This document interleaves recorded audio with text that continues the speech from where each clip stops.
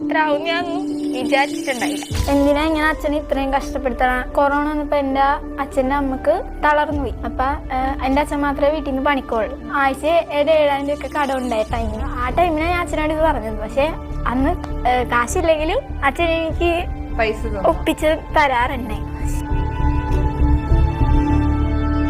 എന്റെ കൂട്ടുകാർ തന്നെ എന്നോട് പറഞ്ഞിട്ടുണ്ട്, ഈ ഡ്രസ്സ് കൊള്ളാം, പക്ഷെ അത് എനിക്ക് ചേരാനുള്ള, എനിക്ക് അർഹതപ്പെട്ടതല്ല, അങ്ങനെ അവർ പറയണത്.